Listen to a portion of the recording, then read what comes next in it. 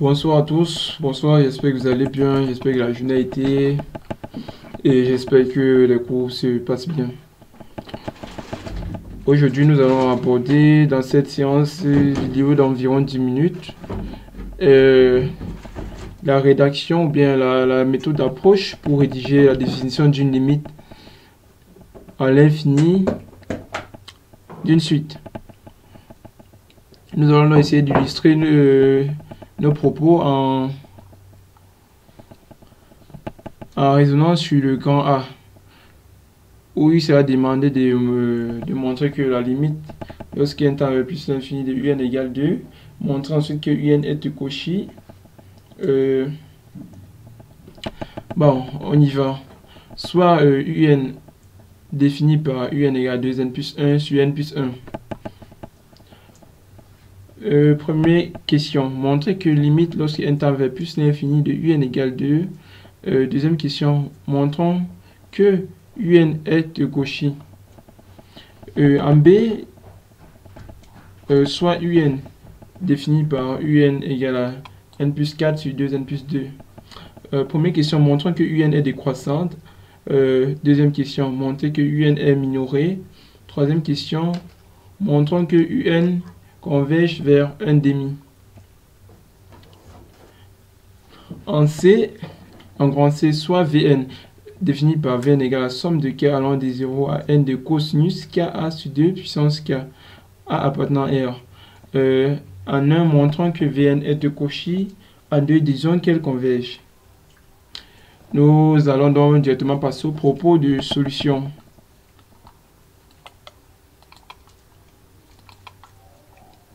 Pour le premier cas, soit un égale 2n plus 1 sur n plus 1. Par définition, limite de un lorsque n tend vers plus l'infini égale L. C'est l'écriture pour tout epsilon positif. Il existe un rang n epsilon entier naturel tel que pour tout entier naturel, dès que n est supérieur à n epsilon, nous avons l'équivalence un moins L inférieur à epsilon. Ça veut dire quoi? Dans ce cas, nous allons donc chercher notre rang n epsilon, tel que pour tout entier naturel, dès que notre n est supérieur au rang, nous avons l'inégalité. Nous commençons donc. Soit epsilon positif, cherchons n epsilon appartenant à n tel que pour tout n appartenant à n supérieur à n epsilon implique un moins 2, valeur absolue de un moins 2 inférieur à epsilon. On a donc un moins 2 égale 2n plus 1 sur n plus 1 moins 2 qui se traduit par 2n plus 1 moins 2n moins 2 sur n plus 1. On obtient moins 1 sur n plus 1, c'est-à-dire valeur absolue de 1 sur n plus 1 qui s'écrit comme 1 sur n plus 1. Bien sûr, plus petit que epsilon. Ensuite, nous établissons la relation entre n et epsilon. Nous avons donc 1 sur n plus 1 inférieur à epsilon implique que n plus 1 epsilon supérieur à 1, c'est-à-dire n supérieur à 1 sur epsilon moins 1, c'est-à-dire n plus grand que 1 moins epsilon sur epsilon. Notre rang cherché correspond donc à n epsilon égale à partie entière de 1 moins epsilon sur epsilon plus 1, c'est-à-dire la partie entière de cette valeur augmentée de 1. Et pour toute valeur de n supérieure à cette valeur, nous aurons un moins 2 inférieur à notre epsilon fixé. Nous passons au deuxième, qui consiste à montrer que un est Cauchy. En fait, montrer qu'une suite est de Cauchy, c'est vérifier que pour tout epsilon positif, il existe un rang n epsilon appartenant à n tel que pour tout entier PQ supérieur à n epsilon permet d'écrire que UP, valeur absolue de UP moins UQ inférieur à epsilon. Bien sûr, nous allons tenir compte ici du fait que P supérieur à Q. Nous commençons donc soit epsilon positif, cherchant n epsilon appartenant à n tel que pour tout PQ appartenant à n, PQ supérieur à n epsilon équivaut à dire que UP moins UQ inférieur à epsilon en valeur absolue. Nous traduisons donc cette expression. UP moins UQ, c'est 2P plus 1 sur P plus 1 moins 2Q plus 1 sur Q plus 1. Factorise par 2, ça fait P plus 1 demi sur P plus 1 moins Q plus 1 demi sur Q plus 1. Valeur absolue de 2, c'est 2. En produit, nous avons donc 2 valeurs absolues de P plus 1 demi sur P plus 1 moins Q plus 1 demi sur Q plus 1. Avec le fait que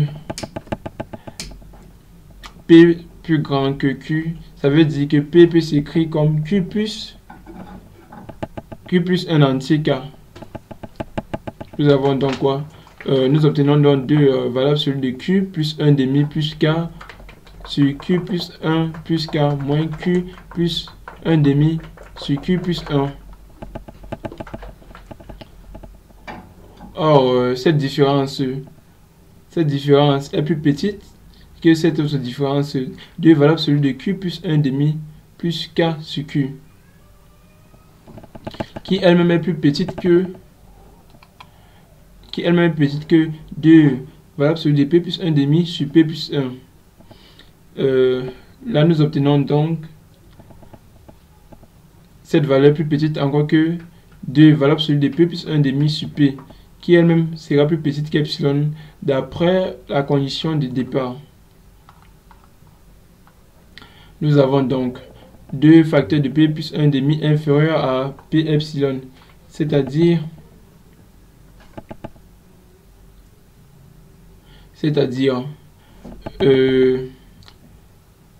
2P plus 1 inférieur à P epsilon, c'est-à-dire P epsilon moins 2P supérieur à 1. Ici, nous avons fait traverser le 2P de l'autre côté, ce qui nous permet d'obtenir P facteur de epsilon moins 2 supérieur à 1, c'est-à-dire P supérieur à 1 sur epsilon moins 2. Le rang cherché ici va correspondre à partie entière de 1 sur epsilon moins 2 plus 1, c'est-à-dire rang à partir duquel notre relation est vérifiée.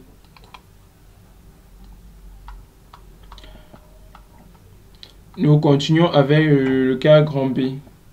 Soit UN égale à n plus 4 sur 2n plus 2. Nous allons commencer par montrer que UN est décroissante.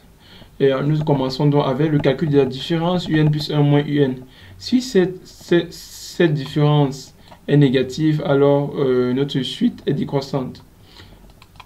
UN plus 1 moins UN correspond à n plus 1 plus 4 sur 2n plus 1 plus 2 moins n plus 4 sur 2n plus 2. En ramenant l'expression même dénominateur, nous obtenons donc cette écriture. Nous passons donc à un développement et développement puis réduction. Ça nous permet d'obtenir cette autre écriture qui correspond à moins 6K. 1 sur n plus 1 facteur de n plus 2. Ce contenu ici est positif, moins 6K négatif, donc la différence est négative. Ainsi, UN est décroissante pour tout n. Nous passons donc à montrons que UN est minoré. UN égale à n plus 4 sur 2n plus 2. Ça va faire 1 demi n plus 4 sur n plus 1. Ça va faire n plus 4 c'est n plus 1 plus 3. Ça va faire 1 demi de n plus 1 plus 3 c'est n plus 1. Nous allons donc essayer de séparer les termes. Ça va faire 1 demi n plus 1 sur n plus 1 plus 3 sur n plus 1. Ça va donc faire, ici nous avons 1, là nous avons 3 sur n plus 1. Ça va faire 1 demi, 3 demi, facteur de 1 sur n plus 1. UN étant égal à 1 demi plus 3 demi de n plus 1. Nous avons donc UN s'écrit comme 1 demi plus un réel positif. Ça veut donc dire quoi? Ça veut donc dire que pour tout n appartenant à n, UN est supérieur à 1 demi. Nous avons donc notre UN plus grande que cette valeur. Ça veut dire quoi? UN supérieur ou égal à m, il vient à dire